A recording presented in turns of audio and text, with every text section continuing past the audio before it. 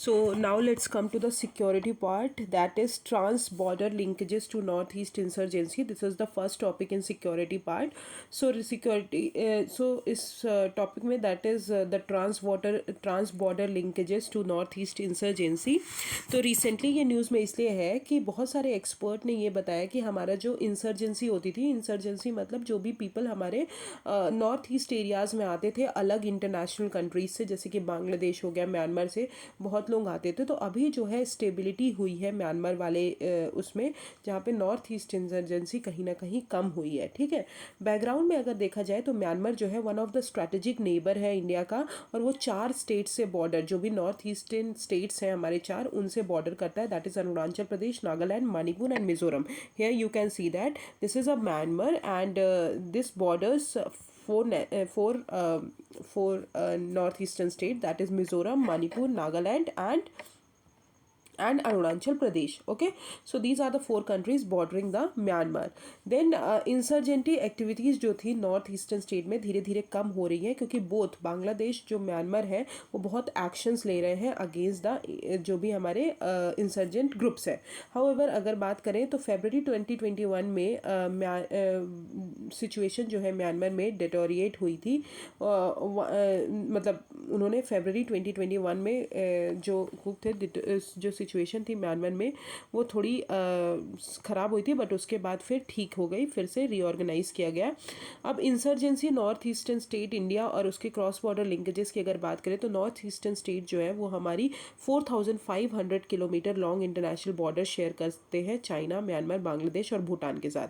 As a result in countries का जो influence है हमारे सोशियो इकोनॉमिक फैब्रिक में वो बहुत ज़्यादा है। तो ट्रांस बॉर्डर जो लिंकेजेस होते हैं इन सब ग्रुप्स के और स्ट्रैटेजिक अलाइंस जो होती हैं इनके ग्रुप के, बहुत सारे मल्टीप्लायर फोर्स बनते हैं और इसके पीछे बहुत सारे रीज़न है। पहला चीज़ इलीगल माइग्रेशन, तो बहुत ज़्यादा आपको पता होगा बांग्लादेशीज़ जो हैं वो असम और त्रिपुरा में आए जब हमारा बांग्लादेश फॉर्म हुआ, ईस्ट पाकिस्तान फॉर्म हुआ, जिसके कारण हमारे सोशियो इकोनॉमिक और पॉलिटिकल लैंडस्केप जो है बहुत ज़्यादा चेंज हुए और हमारे इंसर्जेंट ग्रुप बहुत ज़्यादा बढ़े, जैसे कि ULFA, that is in Assam, ULFA united liberal front of Assam. ये क्या हुआ था कि बहुत सारे जो बांग्लादेशीज आए थे उनकी वजह से जो है ये एक हमारा इंसर्जेंट ग्रुप स्टार्ट हुआ। फिर पोरस बॉर्डर का पॉइंट ये है कि बॉर्डर में मतलब बॉर्डर अच्छे से डिफाइन नहीं होना, तो लोग जो है आते थे वहाँ पे इंसर्जेंट बनते थे और ट्रांसपोर्ट करते थे बहुत सारे वेपन इंसर्जेंट को। For example drug routing from a golden triangle through north eastern region. फिर एथनिसिटी इशू बहुत ज़्यादा है, बिकॉज पॉलिटिकल बाउंड्रीज जो है नॉर्थ ईस्टर्न स्टेट की कोइंसाइड नहीं करती एग्जिस्टिंग सोशल बाउंड्रीज से, और आइडेंटिटी क्राइसिस जो होता है वो बहुत ज़्यादा होता है। जैसे कि ग्रेटर नागालिज्म जो पीपल हैं वो डिमांड कर रहे हैं कि हमको नागालैंड चाहिए, तो वो भी एक इशू है। असिस्टेंस फ्रॉम द नेबर्स की अगर बात करें तो सपोर्ट और एनकरेजमेंट जो है मिलिटेंट एक्टिविटीज़ का थ्रू मोरल एंड मटीरियल, वो कहीं ना कहीं हमको डिसअफेक्शन लाता है हमारे लोकल पॉपुलेशन के बीच में, और सिक्योरिटी फोर्सेस के भी उनके खिलाफ भी अलग अलग चीज़ें होती हैं। ठीक है, फिर क्रॉस बॉर्डर सेफ हेवेंस की बात करें तो मेजॉरिटी ऑफ इंसर्जेंट जो भी हमारे मेजर आउटफिट से बिलोंग करते हैं, जैसे कि उल्फा हो गए, national socialist council of Nagaland, Khaplang हो गए, तो इन सब ग्रुप से बिलोंग करते हैं। Perception of people in border area से अगर बात करें तो जो भी ट्राइबल पीपल हमारे अरुणाचल प्रदेश में रहते हैं वो अभी भी फील करते हैं कि हम जो है काउंटर पार्ट है, जो चाइना को बॉर्डर कर रहा है हम उसके काउंटर पार्ट है, और much better off in terms of both economic and social development. Other reasons की अगर बात करें तो थ्रेट्स जो है लोकल आइडेंटिटी के बारे में, ठीक है, जो भी ट्राइबल पीपल रहते हैं उनकी आइडेंटिटी में थ्रेट है। दूसरी चीज़ कनेक्टिविटी कम है, पुअर इंफ्रास्ट्रक्चर है, इनफॉर्मल गवर्नेंस और इकोनॉमी है। तो these are the reasons related to the ये इंसर्जेंट का रीजन्स है। ठीक है, now let's come to what are the diplomatic initiative जो हमारी गवर्नमेंट ने लिए, जो हमारे नेबरिंग कंट्रीज़ ने लिए फॉर नॉर्थ ईस्टर्न इंसर्जेंसी को टैकल करने के लिए। तो पहला है ऑपरेशन ऑल क्लियर, जिसने ये किसने लिया था, रॉयल भूटान जो आर्मी है उन्होंने लिया था। उन्होंने कैंप फ्लैश आउट किए थे जो भी नॉर्थ ईस्टर्न आर्म फोर्सेस के थे। फिर operation sunrise and operation golden bird, जो कि आर्मीज़ जो थी इंडिया और म्यांमार की लिए गई, कि जो भी इंसर्जेंट ग्रुप्स हैं नॉर्थ ईस्टर्न रीजन में उसको टारगेट करने के लिए, और म्यांमार में रेस्पेक्टिवली। फिर बांग्लादेश गवर्नमेंट आई बिटवीन 2009 एंड 2015, उन्होंने हैंड ओवर किया top leaders of ULFA and nationalist democratic front of Bodoland, enforce किया उनको कि आप पीस टॉक्स बनाइए, कि आप जो है लड़ाई कम करिए। अदर स्टेप्स की बात करें तो बॉर्डर को फेंसिंग करना, सेफ हेवेंस बनाना, inner line permit system system बनाना, रिस्ट्रिक्शन लगाना आउटसाइडर्स पे, जो भी पर्सन जा रहे हैं आउटसाइडर्स हैं उनको इन कुछ जैसे मिजोरम और नागालैंड और अरुणाचल प्रदेश में एक इनर लाइन परमिट सिस्टम है, तो वहाँ पे आपको पहले जाने से पहले आपको इनर लाइन परमिट सिस्टम लेना पड़ेगा, ठीक है। फिर एक्ट इस पॉलिसी ले आई हमारी गवर्नमेंट की इकोनॉमिक, सोशल और कल्चरल रिलेशन बढ़ाना हमारे जो एशिया पैसिफिक वाले कंट्रीज़ हैं। कनेक्टिविटी इनिशिएटिव्स भी ले आए, जैसे कि India, Myanmar, Thailand trilateral initiative जो था, फिर Kaladan multi modal transport project है सितवे पोर्ट जो म्यांमार में है। तो दीज आर द स्टेप्स जो गवर्नमेंट ने लिए हमारे इंसर्जेंट ग्रुप्स को कम करने के लिए। अब what are the other initiative जो गवर्नमेंट ने लिए? पहली चीज़ है आप्सपा जो है, arm forces special power act, उनको स्पेशल पावर दी गई आर्म फोर्सेस को कि वो इमरजेंसी कंडीशन वहाँ पे लगा सकते हैं और आसाम, नागालैंड, मणिपुर, अरुणाचल प्रदेश से डील कर सकते हैं। फिर पीस डील्स लाई गई और सेटलमेंट एग्रीमेंट लाए गए, such as national liberation front of Tripura, फिर ब्रू रिफ्यूजी रिहेबिलिटेशन एग्रीमेंट, ये सब लाए गए। Local and regional connectivity initiative बढ़ाए गए, जैसे उड़ान 4.0, ठीक है। मैत्री सेतु ब्रिज बनाया गया over Feni rivers, railway network से कनेक्ट किया गया। फिर development of north eastern states as an economic hub by mandatory उन्होंने बोल दिया कि एटलीस्ट 10% ग्रॉस बजटरी सपोर्ट जो है नॉर्थ ईस्टर्न रीजन को दिया जाएगा। इनिशिएटिव्स जैसे कि स्वदेश दर्पण स्कीम है, उसमें एग्री एक्सपोर्ट जोन है उसमें, ठीक है। फिर कॉन्स्टिट्यूशनल प्रोविजन की अगर बात करें तो under article 244 clause 1 and 244 clause 2 ये भी है, जहाँ पे हमने राइट जो है शेड्यूल और ट्राइबल एरियाज़ के प्रोटेक्ट करना है और कल्चरल रिचनेस जो है उसको प्रिजर्व करना है by celebrating festivals like hornbill festivals. Okay, so these are the initiative जो गवर्नमेंट ने इंसर्जेंट ग्रुप्स जो है उनको कम करने के लिए। वे फॉरवर्ड की अगर बात करें तो हमको अपॉर्चुनिटीज़ को हार्नेस करना है। पहली चीज़ कैसे कि जो भी हमारा प्रॉस्पेरस, हमारे जो नॉर्थ ईस्टर्न रीजन है उसको प्रॉस्पेरस बनाना है, बिकॉज वहाँ पे बहुत सारी चीज़ें मिलती हैं और साउथ एशियन इकोनॉमिक्स जो है उनको जो है कहीं ना कहीं ऑफ़र प्रोवाइड करना पड़ेगा नॉर्थ ईस्टर्न रीजन के लिए, जैसे कि cross border market for tree, spices, fruits and vegetables. तो इससे जो है हमारी जो कंट्रीज़ हैं वहाँ पे इंसर्जेंट ग्रुप कम होंगे और जो भी एजुकेटेड पीपल नहीं है वो एजुकेट होंगे। अगर इन सब चीज़ों में बिजी रहेंगे तो वो बाकी चीज़ों में कम ध्यान देंगे। दूसरी चीज़ है इंफ्रास्ट्रक्चर डेवलप करना, क्योंकि कनेक्टिविटी अगर प्रोवाइड करेंगे तो ओवरऑल डेवलपमेंट होगा हमारे नॉर्थ ईस्टर्न रीजन का। फिर अनडिमार्केटेड बॉर्डर इशूज़ जो है उसको शॉर्ट करना है, पोरस बाउंड्रीज जो है हमको उस इशूज़ को सॉल्व करना है। Joint efforts with neighbouring countries, जो भी इंसर्जेंट ग्रुप्स हैं हमारे यहाँ रह रहे हैं उनको लिए जॉइंट एफर्ट्स करना पड़ेगा, जैसे म्यांमार और इंडिया ने मिलकर किया, भूटान और इंडिया ने मिलकर किया, ऐसे। फिर प्रोटेक्शन करना पड़ेगा इंटरनेशनल बॉर्डर की और फास्ट इकोनॉमिक डेवलपमेंट करना पड़ेगा एंड ओपन करना पड़ेगा ट्रेड और communication link with the Myanmar and other countries beyond, जो भी उस रीजन को हमारे बूस्ट कर पाए। So this is the way forward related to insurgent group. Now let's come to theatre commands. तो इंटरनेशनल रिलेशन PT 365 में I had already covered it, but now it is mention in this book, so we will cover this also. तो ministry of defence ने अभी announce किया है कि joint theatre command जो है ट्राई सर्विसेज के लिए सेटअप करेंगे।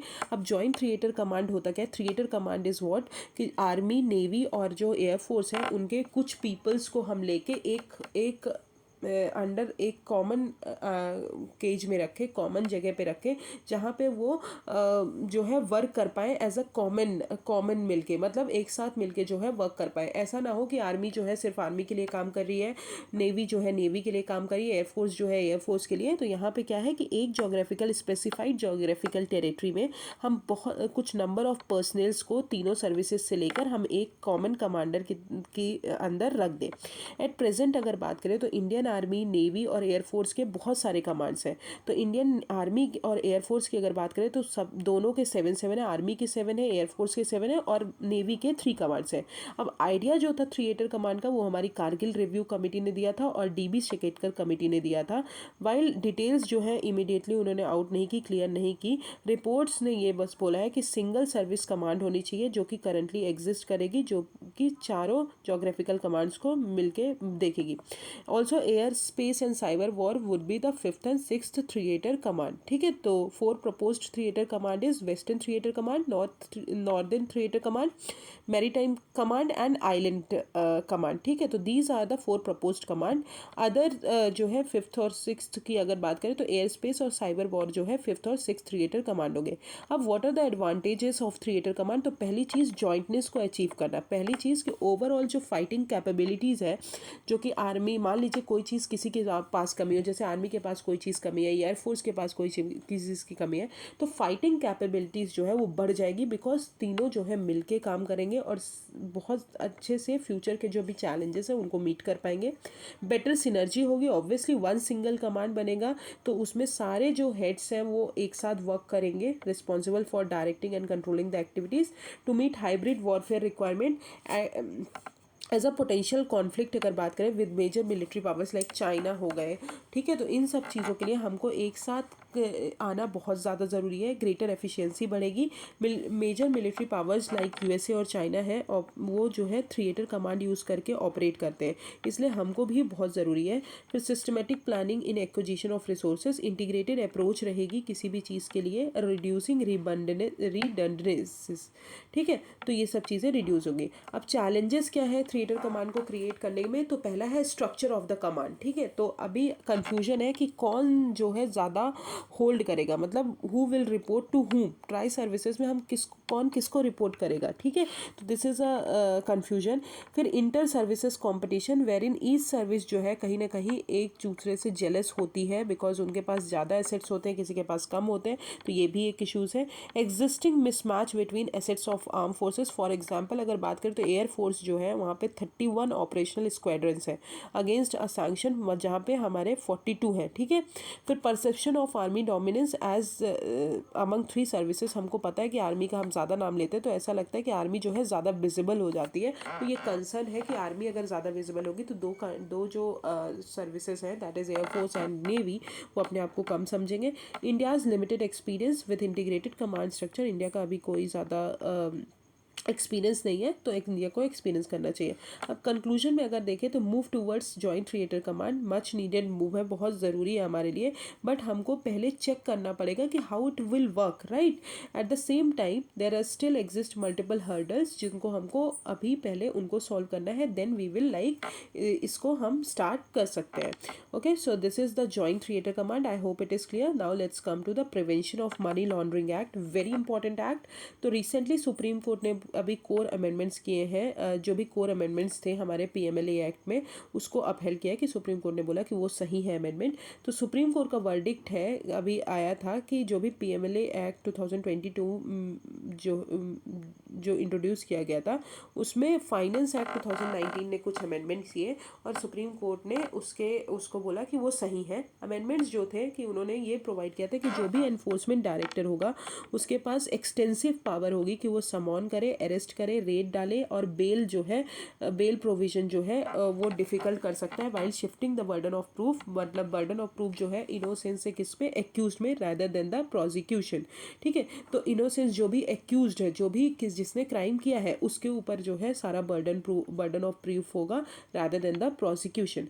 अदर की observation made by supreme court in Vijay Madan Lal Chaudhary versus union of India case, तो उन्होंने बोला था स्पेसिफिकेशन अगर बात करें तो मनी लॉन्ड्रिंग जो है is not a stand alone offence. तो मनी लॉन्ड्रिंग जो है वो हीनियस क्राइम है। स्टैंड अलोन ऑफेंस का मतलब होता है कि सिर्फ मनी लॉन्ड्रिंग ही नहीं होता, मनी लॉन्ड्रिंग अगर हो रही है तो वो बहुत सारे सोशल इकोनॉमिक फैब्रिक जो है वो भी चेंज कर रही है हमारे नेशन का, उसको भी अफेक्ट कर रही है। लाइक टेररिज्म बढ़ रहा है, ऑफेंसेस रिलेटेड टू एनडीपीसी जो ड्रग साइकोट्रोपिक सब्सटेंस एक्ट होता है उसके, वो भी बढ़ रहे हैं। ठीक है, तो ये सब चीज़ें भी मनी लॉन्ड्रिंग आता है तो इसके साथ आते हैं। फिर दूसरा है ट्विन बेल, तो स्ट्रिंजेंट कंडीशन है हमारे बेल के लिए जो कि लीगल है बट आर्बिट्री नहीं है कि आप कभी भी यूज़ कर सकते हैं। ट्विन कंडीशन जो है वो सेक्शन 45 जो है हमारे पीएमएलए एक्ट का, उसमें दिया है ग्रांट ऑफ बेल के, कि कोर्ट ने सेटिस्फाई किया है कि रीजनेबल ग्राउंड होना चाहिए एक्यूज्ड को बेल देने के लिए। एक्यूज जो है अगर गिल्टी नहीं है ऑफेंस के लिए दैट ही इज़ नॉट, अगर उसने क्राइम नहीं किया है तो उसको बेल देना चाहिए, जब मतलब वो उसको कमिट करना चाहिए कि वो बेल के बाद भी क्राइम नहीं करेगा, तब उसको जो है बेल देनी चाहिए। कोर्ट ने इग्नोर किया अर्लियर जजमेंट सुप्रीम कोर्ट का, और उन्होंने डिक्लेयर किया कि ट्विन कंडीशन जो है बेल की वो अनकॉन्स्टिट्यूशनल है और वो वॉयलेटिव है आर्टिकल 14 और 21 की। फिर एनफोर्समेंट डायरेक्टर ऑफिशियल्स और नोट पुलिस ऑफिसर्स, तो उन्होंने बोला कि जो भी एनफोर्समेंट डायरेक्टर, जो इन्वेस्टिगेटिंग अथॉरिटीज़ है हमारे मनी लॉन्ड्रिंग केसेस के, वो जो है पुलिस ऑफिसर्स नहीं होंगे। हेंस स्टेटमेंट जो होगा स्टेटमेंट जो होगा ईडी अथॉरिटीज़ का, वो मतलब statement recorded by ED authorities, जो भी स्टेटमेंट रिकॉर्ड करेंगे ईडी अथॉरिटीज़, ठीक है, अंडर सेक्शन दिस, जब भी क्राइम को प्रोसीड करने के लिए तो वो स्टेटमेंट जो है सही होगा। फिर एनफोर्समेंट केस इंफॉर्मेशन रिपोर्ट, तो कोई भी ज़रूरत नहीं है कि फॉर्मली आपको ECIR रजिस्टर करना है बिफोर इनिशियल पीनल एक्शन। फिर provisional attachment of the property, तो सुप्रीम कोर्ट ने अपहेल किया है कि प्रोविजनल कंसर्न अपहेल किया है कि आप जो है अटैच प्रॉपर्टी का अटैच कर सकते हैं। फिर PMLA amendments as money bill, तो कोर्ट ने अभी कोई आर्ग्यूमेंट एग्जामाइन नहीं किया है based on the fact that some of the amendments were introduced in the form of money bills. ठीक है, तो कुछ अमेंडमेंट्स जो है मनी बिल्स की तरह इंट्रोड्यूस हुए। अब prevention of money laundering act 2002 क्या है, ये इंट्रोड्यूस किया गया था 2002 में और एनैक्ट किया गया था 2005 में, कि जो भी मनी लॉन्ड्रिंग से रिलेटेड चीज़ें हैं, प्रॉब्लम्स हैं, उनको टैकल करना। अब what is money laundering? Money laundering के प्रोसेस के कारण क्या होता है कि जो भी इलीगल मनी होता है उसको आप लीगल मनी में कन्वर्ट करते हैं, दैट इज़ मनी लॉन्ड्रिंग। तो ये जो है इंडिया ने ग्लोबल कमिटमेंट की थी वेना कन्वेंशन का, उसके थ्रू इंडिया ने ये कमिट किया था कि हम जो है मनी लॉन्ड्रिंग को कॉम्बैट करेंगे, कम करेंगे। तो ऑब्जेक्टिव क्या है PMLA एक्ट के? तो हमको मनी लॉन्ड्रिंग को प्रिवेंट करना है, कंट्रोल करना है। जो भी मनी लॉन्ड्रिंग के थ्रू प्रॉपर्टी खरीदी गई है उसको सीज करना है, ठीक है, और डील करना है मनी लॉन्ड्रिंग से जो भी रिलेटेड क्राइम्स हो रहे हैं उनको भी डील करना है। Under the act enforcement director को एम्पावर किया है कि वो मनी लॉन्ड्रिंग के केसेस को इन्वेस्टिगेट करेंगे। कौन करेगा? Enforcement director. अब मनी लॉन्ड्रिंग स्टेजेस क्या होती है? सबसे पहले प्लेसमेंट होता है, तो सबसे पहले इलीगल मनी को हम एक्यूमुलेट करते हैं, अपने पास लाते हैं, फिर उसको फाइनेंशियल सिस्टम में डालते हैं और उस मनी को फिर ट्रांसफ़र करते हैं कहीं और सिटीज़ में, कहीं और कंट्रीज़ में, जो भी ओरिजिन है फंड्स का वहाँ से वो ना पता चले, इसलिए उसको हाइड करें। फिर वही मनी को रिटर्न करते हैं स्पेंड करने के लिए, तो वो लीगल मनी में चेंज हो जाता है। अब की फीचर्स अगर बात करें तो सबसे पहला है कि इन्होंने मनी लॉन्ड्रिंग को डिफाइन किया। मनी लॉन्ड्रिंग वो क्राइम्स हैं जहाँ पे हम concealment, position, acquisition and projecting और claiming it as a untainted property, ठीक है, मतलब जहाँ पे हम मनी को लेते हैं और उसको लीगली क्लेम करते हैं। फिर उन्होंने एडजुडिकेटिंग अथॉरिटी को भी सेटअप किया है, 3 मेंबर एडजुडिकेटिंग अथॉरिटी होगी। एपेलेट ट्राइब्यूनल बनेंगे, इट इज़ द बॉडी जो कि अपॉइंट करेगी सेंटर, और ये जो है जो भी मनी लॉन्ड्रिंग से रिलेटेड डिसीजंस हैं उनको देखेगी। फिर स्पेशल कोर्ट्स को सेटअप किया गया है, they have been setup in number of states और यूटीज़ में सेटअप करेगी सेंट्रल गवर्नमेंट। और फिर आता है financial intelligence unit India, FIU India. ये जो है 2004 में इस्टेब्लिश की गई, ये सेंट्रल नोडल एजेंसी है जो कि रिस्पॉन्सिबल है कि जितनी भी इंफॉर्मेशन होगी उसको ऑब्टेन करना है, प्रोसेस करना है फाइनेंशियल ट्रांजैक्शन से रिलेटेड। ये एक इंडिपेंडेंट बॉडी है और जो डायरेक्टली किसको रिपोर्ट करेगी? इकोनॉमिक इंटेलिजेंस काउंसिल को रिपोर्ट करेगी, जो कि फाइनेंस मिनिस्ट्री के अंदर आता है। अब बर्डन ऑफ प्रूफ जो होगा, a person has to prove that alleged proceed of the offence are in fact lawful property where he is found accused of having committed the offence of money laundering. अब what are the enforcement director के बारे में पढ़े अगर, तो ये financial investigation agency है under department of revenue and ministry of finance. 1956 में इस्टेब्लिश हुई थी, जिसका हेडक्वार्टर न्यू दिल्ली में है, और ये रिस्पॉन्सिबल है फॉरेन एक्सचेंज मैनेजमेंट एक्ट के लिए 1999 का। और FEMA जो है ये सिविल लॉ है, और PMLA जो है दैट इज़ क्रिमिनल लॉ। अब रीसेंट अमेंडमेंट्स बताएं तो उन्होंने अभी कॉन्सेप्ट इंट्रोड्यूस किया है, दैट इज़ करस्पॉन्डिंग लॉ। जो भी प्रोविजंस है इंडियन लॉ के उनको फॉरेन कंट्रीज़ के साथ लिंकअप करके हमको देना है। फिर कॉन्सेप्ट ऑफ रिपोर्टिंग एंटिटी को ऐड किया है, which would include a banking company, financial institution, intermediary और a person carrying on designated business और प्रोफेशन, तो कोई भी रिपोर्ट कर सकता है। फिर confers power upon the director to call for records, तो डायरेक्टर को ये भी पावर दी है कि वो रिकॉर्ड्स को कॉल कर सकते हैं, जो भी ट्रांजेक्शन रिलेटेड रिकॉर्ड्स हैं उसको, और एनी एडिशनल इन्फॉर्मेशन जो भी उनको रिक्वायर है इन्वेस्टिगेशन के लिए, तो कुछ भी देख सकते हैं। टर्म जो है प्रोसीड ऑफ क्राइम का includes not only the property derived from the schedule offence but would also include other properties, जो भी अदर प्रॉपर्टीज है उनको भी इंक्लूड किया जाएगा, ठीक है। तो these are the amendments, recent amendments in PMLA act. अब इशूज़ क्या क्या है, तो सबसे पहला डाइल्यूशन ऑफ लॉ। तो पीएमएलए एक्ट जो है वो कॉम्प्रिहेंसिव पीनल स्टैट्यूटरी लॉ है, जो कि मनी लॉन्ड्रिंग के थ्रेट को काउंटर करता है। स्पेसिफिकली अगर बात करें तो जो नारकोटिक्स में ट्रेड होते हैं उनको भी। करंटली अगर बात करें तो ऑफेंस जो है हमारे एक्ट में वो ओवर बोर्ड है, and in several cases absolutely और no relation to either narcotics और other organised crimes. Procedural issue की बात करें तो लैक ऑफ क्लैरिटी है over what is the process of selection for enforcement director. Burden to proof innocence की बात करें तो एक्यूज्ड जो है must prima facie prove that he is not a guilty and satisfy the court that they will not commit any further offence in grant of bail. तो ये भी एक इशू है। लो कन्विक्शन रेट है, बहुत कम कन्विक्शन रेट है। Ambiguity की बात करें तो अभी क्लियर नहीं है, एक्सप्लेनेशन नहीं है, क्लैरिफाई नहीं किया है definition proceeds of the crime का, तो ये सब चीज़ें हैं। अब वे फॉरवर्ड में देखें तो प्रोसीजरल की अगर बात करें तो ECIR रिपोर्ट जो है उन्होंने अभी ले डाउन किया है कि ऑफेंसेस जो है वो फाइनलाइज्ड होने चाहिए and should be provided to the accuse to inform one of his crimes. Operational efficiency की बात करें तो पीएमएलए जो है वो यूज़ जो है उसका लिमिटेड होना चाहिए, और ये हर बार एक्ट नहीं करना चाहिए as a tool for harassment. Clarification होने चाहिए सारे टर्म्स का कि क्या प्रोसीड्स ऑफ द क्राइम है, क्या हमारे लीगल पोजीशन है। फिर रिव्यू करना चाहिए हमारे शेड्यूल ऑफेंसेस के। तो inclusion of schedule offences from 30 different legislation has made the ambit of the law too wide, right. तो these are the way forward. अब FATF के बारे में आपको पता होगा, तो फाइनेंशियल एक्शन टास्क फोर्स ये इंटर गवर्नमेंटल बॉडी है जो कि हमारे मनी लॉन्ड्रिंग और टेररिस्ट फाइनेंसिंग से रिलेटेड है, और इंडिया जो है इसका मेंबर 2010 में बना था। Now let's come to the news in short. तो स्प्रिंट चैलेंज अभी प्राइम मिनिस्टर ऑफ इंडिया ने इसको अनवील किया है इंडियन नेवी के लिए। तो इन्होंने स्वावलंबन ऑर्गेनाइज़ किया था, नवल सेमिनार जो था उसमें ऑर्गेनाइज़ किया था। उन्होंने बोला था कि सारे जो स्टेक होल्डर्स हैं उनको self realise, that is Indianisation की तरफ, जो भी हमारा डिफेंस सेक्टर को इंडियनाइज करना है उसकी तरफ हमको मूव करना है। कोलैबोरेशन जो है उस प्रोजेक्ट का, इसको नेम किया है sprint, that is supporting pole vaulting in research and development through IDEX portal and naval innovation and indigenisation organisation and TDAC technology development acceleration cell. इसका एम यही है कि जो हमारी इंडिजीनियस टेक्नोलॉजी है इंडियन नेवी के लिए उसको बूस्टअप करना है और उसी को यूज़ करना है। इंडियनाइजेशन ऑफ डिफेंस का मतलब है कि हमारी जो कैपेबिलिटी, जो इंडिया की खुद की कैपेबिलिटी होनी चाहिए डिज़ाइन, डेवलप और प्रोड्यूस करने के लिए डिफेंस इक्विपमेंट को, ठीक है। और जो भी अदर कंट्रीज़ पे हम डिपेंडेंट है उसको हमको रिड्यूस करना पड़ेगा। विद वेरियस इनिशिएटिव गवर्नमेंट ने एक्सपेंडिचर जो है डिफेंस सेक्टर के लिए वो भी from foreign sources has reduce from 46 to 36%, thereby reduced import burden भी रिड्यूस किया। अब नीड अगर बात करें तो पैरामाउंट टू अभी क्यों है, क्योंकि हमको नेट सिक्योरिटी प्रोवाइडर बनना है इंडियन ओशन रीजन में, हमको सागर इनिशिएटिव को बढ़ाना है और स्टेबल फॉरेन एक्सचेंज करना है और करंट अकाउंट डेफिसिट को रिड्यूस करना है। अदर सच इनिशिएटिव की अगर बात करें तो IDEX पोर्टल स्कीम लॉन्च की है जो कि स्टार्टअप्स और माइक्रो स्मॉल मीडियम एंटरप्राइजेस के लिए है। फिर प्रायोरिटी दी है कि कैपिटल आइटम्स को हमको प्रोक्योर करना है डोमेस्टिक सोर्सेज से under defence acquisition procedure. Implement करना है पब्लिक प्रोक्योरमेंट ऑर्डर 2017 का, और FDI जो है उन्होंने अलाउ कर दिया है ऑटोमेटिक रूट से 74%। अब ऑटोमेटिक रूट क्या होता है कि गवर्नमेंट का अप्रूवल इसमें ज़रूरी नहीं होता है। अब आते हैं first indigenous aircraft carrier Vikrant जो है अभी रिसेंटली इंडियन नेवी को दिया गया है।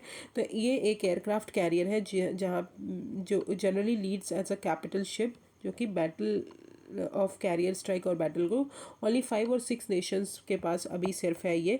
तो हम इसको नाम जो दिया गया है दैट इज़ IAC-1। तो विक्रांत को क्या दिया है, विक्रांत को नाम क्या दिया गया है, IAC-1, जो कि डिज़ाइन किसने किया है, Indian navy directorate of Naval design, जो कि कोचिन शिपयार्ड लिमिटेड में बिल्ड किया है, उसको बिल्ड किया है। इंडिया जो है उसके पास और भी एयरक्राफ्ट कैरियर्स है, INS Vikramaditya and INS Vikrant and INS Virat. Importance क्या है कि ऑब्वियसली नेवी की जो कैपेबिलिटी है उसको एनहांस करना है कि वो ट्रैवल जो है ज़्यादा दूर तक करे। Essential to be considered as a blue waters navy, important है इंडिया के लिए, नेट सिक्योरिटी रीजन्स के लिए, इंडियन ओशन रीजन के लिए, और support in a conventional war against Pakistan, ठीक है। तो ये भी इसमें भी हेल्प करेगा। अब इंडिजीनियस स्टेल्थ ड्रोन जो है, जो कि अनमैन्ड कॉम्बैट एयरबोर्न व्हीकल है, अभी उसको स्टेल्थ ड्रोन को उसको रेफर किया गया है। और ये हमारा किसका घटक जो था, घटक आर्म्ड स्टेल्थ ड्रोन प्रोग्राम जो था ऑरा, उसको रिप्लेस, मतलब उसको प्रिकर्सर है, उसके बाद आया, तो ये जो है उसको वो करेगा। अब ऑरा जो था वो डिस्क्राइब्ड एज अ क्या था कि वो सेल्फ डिफेंडिंग प्रोग्राम था, वो खुद को डिफेंड करते थे, हाई स्पीड थी इनकी, रिकनसेंस अनमैन्ड एरियल व्हीकल है। और ये जो है हमारा that is indigenous stealth drone, इसको डिज़ाइन और डेवलप किया है एरोनॉटिक्स डेवलपमेंट इस्टेब्लिशमेंट, और ये पावर्ड किसने किया है, बाय स्मॉल टर्बोफैन इंजन। अब Indian Japan maritime partnership exercise की बात करें तो मैरीटाइम पार्टनरशिप एक्सरसाइज जो है अभी कंडक्ट की गई है Japan maritime self defence force ने और इंडियन नेवी अंडमान सी में, और ये कहीं ना कहीं इंटरऑपरेबिलिटी और स्ट्रीमलाइनिंग शिपमैनशिप को हमारे एनहांस करेंगे। Okay, so this is the end of security part. Okay, I will complete the environment part in next lecture. Thank you so much. If you have any problem, just comment me on the comment section. Thank you.